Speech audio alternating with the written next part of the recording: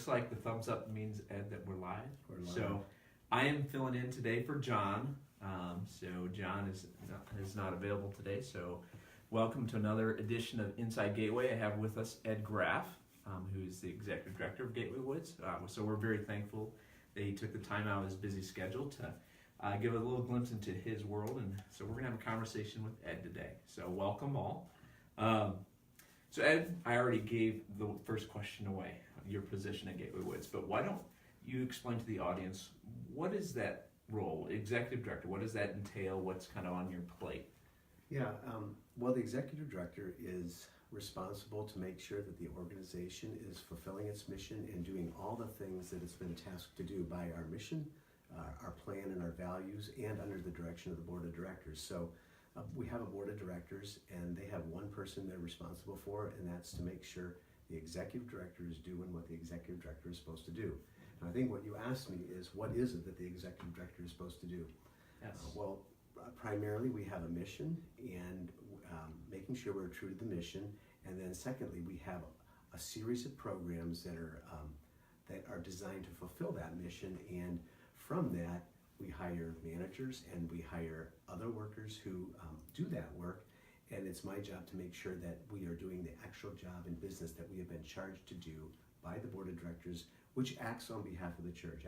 Gateway Woods is wholly owned by the Apostolic Christian Church, so we are an outreach avenue of the church, and it's my job to make sure we're doing the will of the church as it comes to how we do outreach to young people and families and so forth.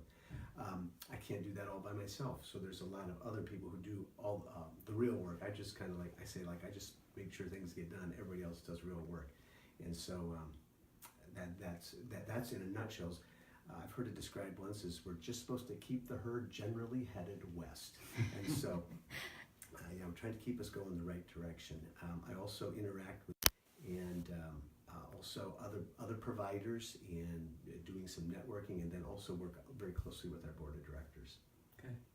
Yeah, no, I think that definitely describes what you get to do, not on necessarily the day-to-day basis, but in the big picture, so to speak. Picture, yeah. So I'm curious, if you're looking at your role as executive director, what's one of your favorite parts of the role that you have? One of my favorite parts as executive director, and actually probably my favorite part ever since coming to Gateway Woods, it didn't matter what position I've been in, is watching people come from wherever they come from and hearing their story about how God called them from whatever they were doing to come and serve for a time at Gateway Woods, be it long or short, hearing that story and then watching them come and integrate into the community, and then become friends with people and that they would have never met had they not come to Gateway Woods, and seeing lifelong friendships develop through this common bond of service that happens at Gateway Woods. You know, the work that is done here is difficult work. There's no two ways about that, and there can be a lot of stress in it. But when we put believers together in a crucible of difficulty, and with God's grace and His help, we're able to overcome difficulties. There's bonds of friendship that are formed that become lifelong. And watching that happen and being able to be a part of that is one of the most exciting things that I get to do in this role. And how long has it been that you've been with Gateway? Well, in the spring, in April, the 25th to be exact, I will have been here 25 years. 25 years on April 25th. Wow. It's 25 years. So there's a lot of relationships and a lot of families and individuals that have come. Some stayed, and obviously some that have moved on. Yeah. So definitely that perspective, you get a different perspective than most of us do. So does that make you the longest tenured person here? No. Okay. Jan Baumgartner has me beat by about 6 months. Okay. I knew you guys were close. That's good. We are both celebrating our 25th anniversary here within a few months of each other. Okay. Yeah, exciting. So, and very thankful for that. Take us back a little bit. How did God bring you out to Gateway Woods 25-ish years ago? Let's see, how much time do we have here? Okay. Well, my first exposure to Gateway Woods was as somebody sitting in the pews and hearing announcements about Gateway Woods, and knowing that we as a church did some sort of work with children I thought it was just children. I didn't realize how much it involved also all the families as well. And first involvement was just writing a check when they had the annual appeal and sending that in. And that was in Ohio, right? well, it was in Ohio, and also for a time we lived in New York at that time as well. And so same thing there. We'd hear the appeal go over at the church we attended to in New York in Krogan. But there was also something else that happened then is when we'd hear the announcements for needs of how typically it was house parents. I would start to feel this little twinge of like, oh, maybe I should do something like that, or maybe that's something we should be more involved in. But oh, it doesn't fit with who we are, and besides that, I have a career, we have this life, and it didn't. But I always had this little twinge come every time I heard those announcements that we should really be looking more into this. And then in 1993, we moved back from New York to Ohio, and we were attending church in Laddie, and I was asked to be on the board of directors of Gateway Woods, and that was the first time I actually ever set foot on campus. Sad to say, we lived only 40 miles to the east of here, but I'd actually never come to an auction. I'd heard about it, I knew of it, but didn't really know what it did, and all of a sudden I'm on the board of directors now.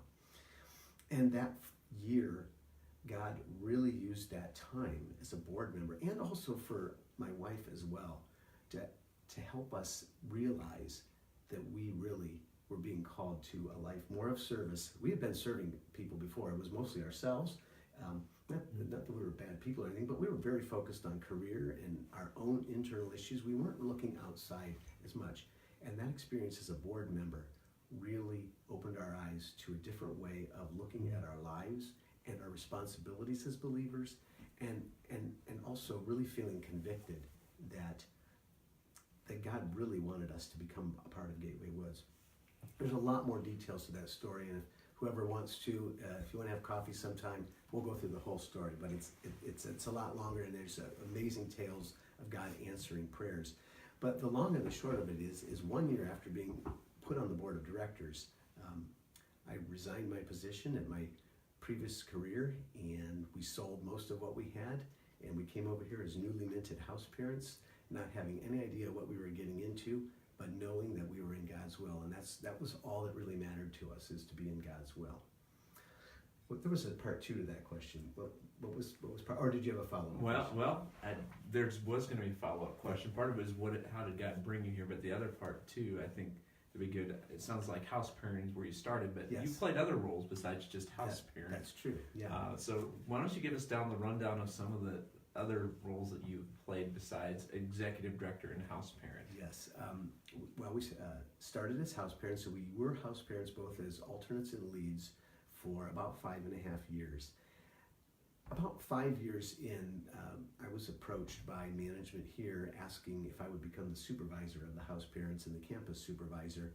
And for a lot of different circumstances, it didn't really work out for us to make that transition until about 6 months after I had been initially approached for that. And there was going to be a transition coming, and the current manager was leaving, and apparently somebody saw something in me that they wanted me to be in that position.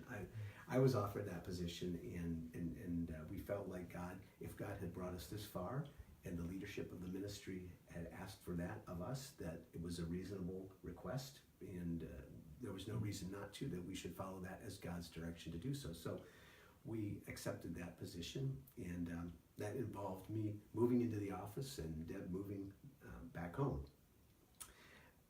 I was the supervisor for about 4 years, and then through some restructuring became the program director for the residential program, and that involved then supervising the campus, the house parents, and then also our on-ground school. And then through further restructuring, eventually the school became its own separate entity, and I no longer supervised the school, but I was the residential program director for 10 years until the opportunity became available to become executive director, and was offered that position. And 5 years later, here we are. Okay. Yeah, so quite a journey that Ed's been on. He's my boss now, and was my boss when I was a house parent as well, so I've kind of followed Ed around. So I'm kind of like a bad penny, I think. So anyways, You're worth every bit. Yeah, every penny. We have a question. Okay, we have a question from the audience, so we get a little break in the action. Dustin Hodel wants to know, is it difficult to be an overtly Christian organization in Indiana? Does this create any obstacles for Gateway? The short answer is no, certainly not at this time. We do partner with government agencies, and government agencies have young people that need services and they need help, and they view Gateway Woods as a very good provider, or a place to have young people who are in trouble come to. And we do have a contract with them to do those services for that. Now, with any time a ministry works with the government, there's always reason to be cautious and to be very circumspect. And as a result, we are very careful to make sure that anything we do that is overtly Christian or overtly religious is only paid for through donated dollars that we have. And we do get some fees from the government for different things that we provide for the young people, like the food, shelter, clothing, things like that, and supervision, and they do pay for that. But it does create a certain amount of making sure we're very diligent about realizing that while yes, we are an overtly and openly Christian organization, and we are operating with children who are placed by the state, who are wards of the court. And we both have different interests. The state is looking out for the protection of the child and for the treatment of the child, but it's not really their job, or they shouldn't be in the business of doing evangelism as a government agency. That's where the church comes in and takes care of that part. So Indiana is still a state that recognizes that, and this is no secret to those who we work with in the government. They all know who we are. In fact, they even reference us as an overtly and openly Christian organization, and they appreciate that fact about us. We are who we are. That said, we always want to be careful that for the government, we do what we do for the government, and for the church, we do what we do for the church. We don't expect the government to do the church's job, nor do we expect the church to do the government's job. Good question, Dustin. Thank you. That actually follows into another question I had on my list, and that was, give us a view of your vision for Gateway Woods. I know you look at more at the big picture and the bird's eye view of the organization. If we want to go out, maybe even if it's a year or 2 years or farther, that's fine. But at least give us an idea of the direction. What do you see in the future for Gateway? Yeah. Well, first of all, regardless of what I see, the vision of Gateway Woods is way beyond me. It isn't about me. We have a board of directors, and they have been charged by our owning church to ensure that we're moving towards the future, and they have a significant input into our future. In addition, there are other staff, managers and other line staff who've been here for years, and they have input too into what we're going to do in the future. And that all comes together in what we call a strategic plan. So while I might have ideas, it's really the vision of the body itself and the leadership of the body, whether it's in management or at the board level or even at the national church level. But a couple things have become crystal clear to us in the last few years, and there's really three main goals that we have as an organization looking forward. The first is that regardless of what happens externally or anywhere, we always want to remember and maintain our gospel orientation and focus. We are an arm of the church primarily. That is what is most important to us. Secondly, we do work with youth, and we work with youth who have been in difficult situations. And so a second goal then is to make sure we are diligently preparing those youth for their future. And thirdly, all of this happens with, there's 60 some employees here, and there's hundreds of people who are served in a year. And we want to make sure that as a ministry, that we don't forget the business side of it, that we remain sustainable, and that we continue to be a viable ministry looking forward into the future. Now, how does that play itself? Those are some big overarching words, but what does that look like in the coming future? One of the things we're really focusing on in the next couple of years is that the amount of time we've been able to impact young people's lives has been shrinking for a lot of different reasons, which we won't go into here. And we've been looking for different ways to increase the amount of time that we can continue the relationships that are developed. When young people come into services here at Gateway Woods, relationships are developed both with the staff and with the local church and with others in the community. And many times young people have a desire to continue those relationships beyond the time they've been actually living here at Gateway Woods. Unfortunately, up until now, there hasn't been the greatest of vehicles to do so. Many of them are not from right here locally. Even if they want to stay here, there's not as many good opportunities. So what we're looking for in the future, and we have some really good plans on the drawing board that I think we should be seeing something more solid in this in the next few months, but providing some sort of housing arrangement for young people who are getting ready to be on their own as adults, but they really don't have any good family support, and they're wanting to remain in the community, and we're going to see something happen in that regard there. In addition, we also have young people who come here and are really attracted to the faith-based aspect of who we are and the faith in Christ, and they're attracted to that. And perhaps they're not ready to go out on their own yet, and they're going to a foster home. Well, we already do foster care, but we don't have enough foster homes who are willing to work with teenagers, which is what we work with in residential. And so we are on the verge of going into a significant recruiting drive for foster parents, believing foster parents who are willing to foster teenagers who are coming out of Gateway Woods residential, and especially those who want to be involved in a Christian foster home. So those are two big areas there where we would expand the amount of time we're working with young people by having a new place for them to go afterwards that we didn't have before.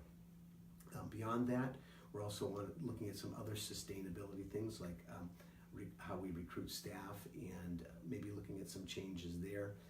There's also recruiting staff. We also want to make sure we're retaining staff. So we're seeing more emphasis on what do we need to do we have lots of really wonderful staff here. And while it is stressful work and it's very difficult, what can we do to help mitigate some of that difficulty and that stress so that people can stay longer if they want to, if they felt called to, if they feel led to. Yeah. No, thanks for sharing that. I know some of us internally have heard that, but I think getting a better vision of what's the path Gateway's taking and what are we called to, and what's the vision that's been shared from our board has been really educational. It's been helpful to see and encouraged through that. I'm curious, as you look back at Gateway Woods and your 25 years of time here, what has God taught you? Oh. What hasn't God taught me? I think first off, when we were first house parents, it's a job you do as a couple, and Deb and I have talked about this a lot. We tell this a lot to people in that when we were in our previous life, our circles of life were kind of like this. I had my career, and Deb was at home raising kids, and then we came together, and our circles of life intersected somewhat, but we had a lot of time apart. But in coming to Gateway Woods as house parents, our circles of life became concentric. They were one on top of the other. My wife was now my coworker as well, and instead of going to work and leaving the home and leaving the family, it was all happening around us. That was really hard at first because, as I would say, well, when we had disagreements about how to do something, I was right, and of course Deb would say that she was right.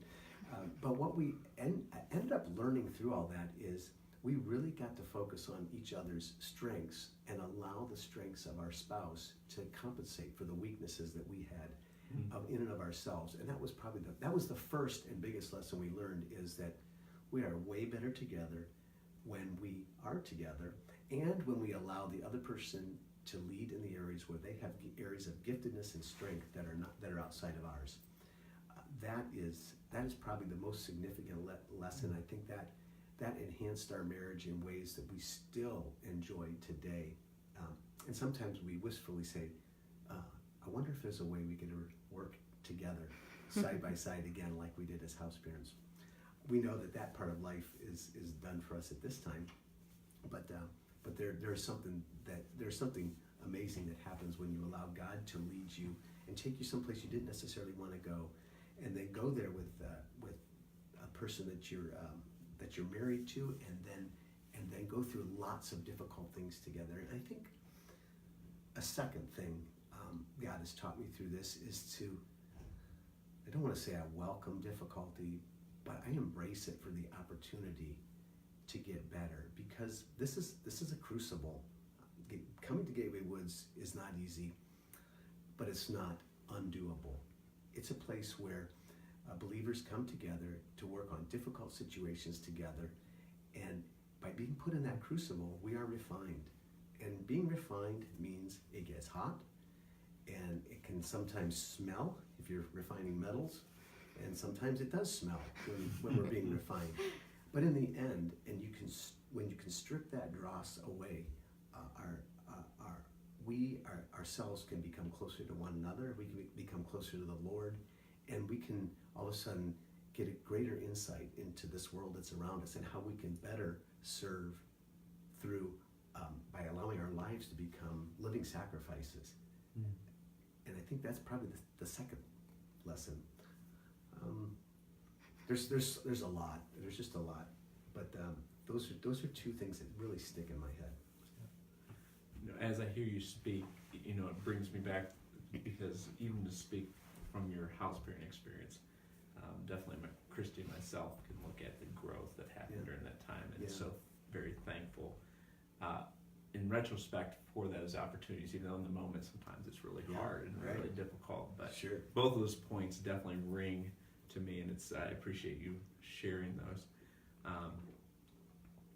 Before I get to one of my last questions, I think it'd be good, you've talked a little bit about your experience at house parent, but just to kind of do a change of pace, do you have a favorite memory or a memory from your time as a house parent that either was encouraging to look back on, or maybe it was light and you look back on it now and there may be at the time maybe it was difficult, and now there's a little more lightness to it, or I have a couple, especially as we're in the season now, it's starting to snow. It makes me think of some of our wintertime memories. There was I'm just going to start shooting them at you. Sorry, hopefully it doesn't go too long. One of the things, a really pleasant memory I have is this was when we first started, and one of my jobs was to do maintenance, and I was mowing this big field here with the tractor, and I was able to have our 4-year-old son on my lap while I did that. And I was just, it was a beautiful day. I was running the lawnmower. He was sitting on my lap, and I said, this is my job. I get to do this. This is so incredible that my son is with me here at work, and he's sitting on my lap while I get to mow a lawn. That was really, to be able to know our kids were there and be a part of that with us. That had challenges at times too, but that's a particular memory about knowing some of those opportunities we had to do things together as a family. And another one is one time we were putting our kids to bed, and we were on duty, and our son was crying, and I said, "Hey, what's wrong?" He said, "Oh, nothing." Which of course you know that means there's something wrong. And so I kept prodding him a little bit, and he finally said, "Oh, well, every time this certain resident's mother comes to visit him, she brings a different daddy for him." And that hurt him to think that he had no idea that in some parts of society, relationships seem to be interchangeable. He had only ever known a father and a mother who were together as long as he could remember, and that hurt him to think that his dad could have been exchanged for someone else. To think that that's what was happening to that young boy. And I thought that was amazing insight for someone as young as he was, to be able to see that, recognize the difference, and feel for that young person to the point of crying and saying good for that young person, feeling bad for that young person. So I think seeing the empathy that was generated in our own children as they saw young people, that was that's a good memory. A favorite winter memory for me is when a house parent's job is to keep the campus free of snow. And in the past few years, the snows haven't been that deep or that as bad as they were. It seemed like, you know how it is back when you were a kid, the snows. But I have some fond memories of when it's late at night and you know that you need the road, all the roads clear, but every year, maybe your wife and assistant are finishing things up late at night. It's probably 11 o'clock or midnight, and I just would go out and plow the snow, and there was a serenity in that.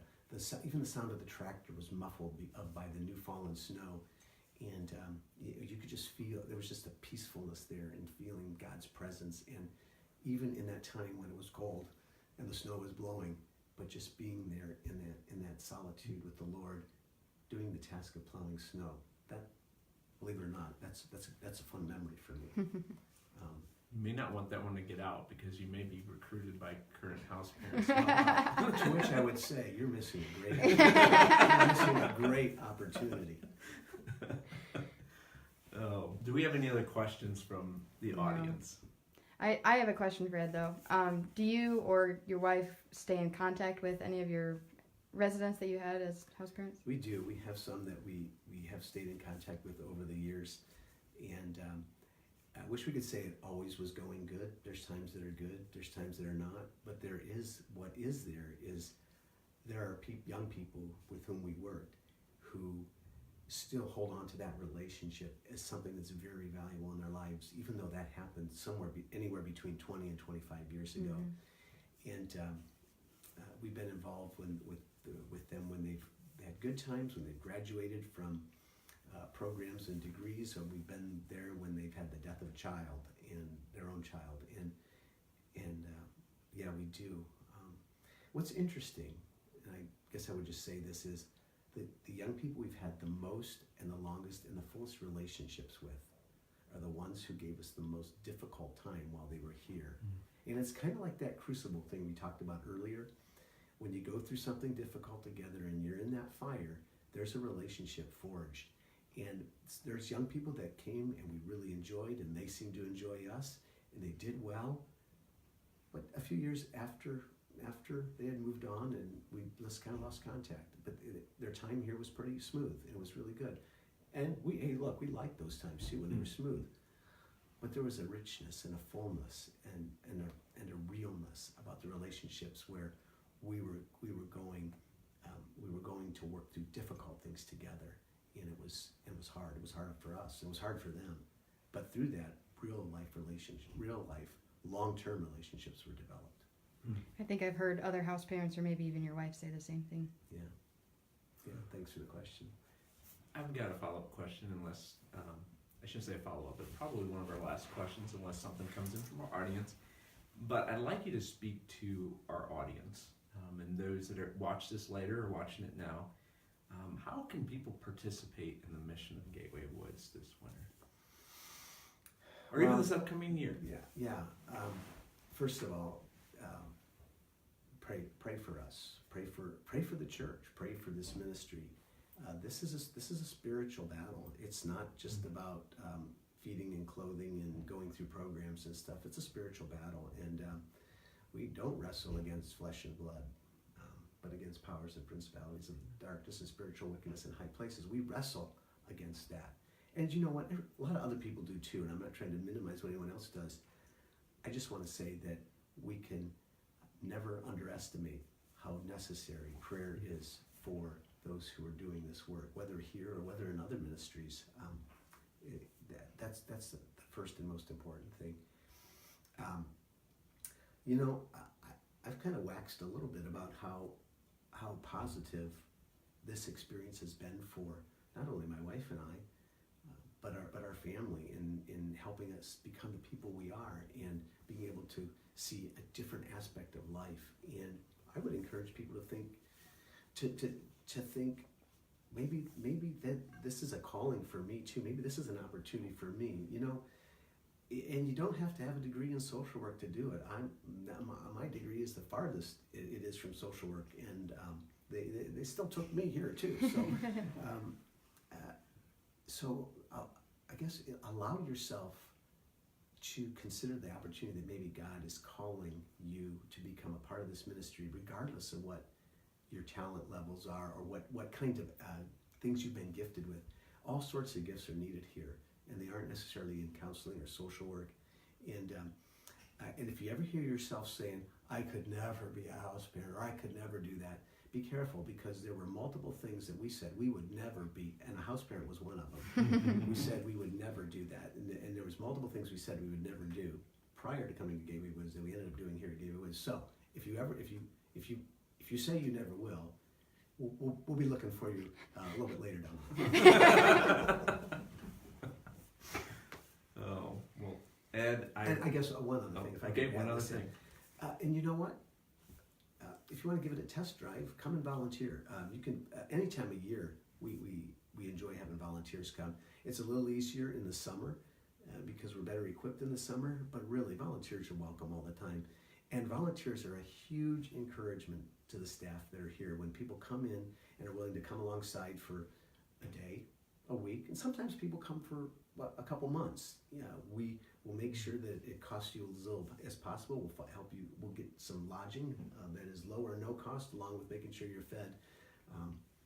But we love sharing what is going on here because it's important, and because we believe not only do the young people who come here benefit from it, but the staff who come here benefit from it, and we as a church benefit from it as well by this opportunity to. And it's being a father to the fatherless and being and ministering to the widows in their affliction is not just, it's not an option, it's a command for the believer. And so this is one of the opportunities that our church has provided for us to do that.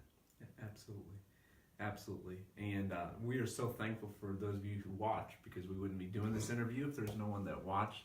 So thanks for those of you who watch, who pray, who give, who come out and volunteer, who consider coming out to work here. We all very much an important part of the ministry and the outreach that gives to the children and families that we work with. So I really enjoyed my time today having a conversation with you, Ed. Thank you for that. Just a note, next week we'll be back the same time, 12:30 on Wednesday. I'm not sure who your interviewer will be, but maybe John will be back for that one. But I believe that Clint Plattner, our residential director, will be the one that will be interviewed next week. So please feel free to tune in next week at 12:30. Thank you. Thank you.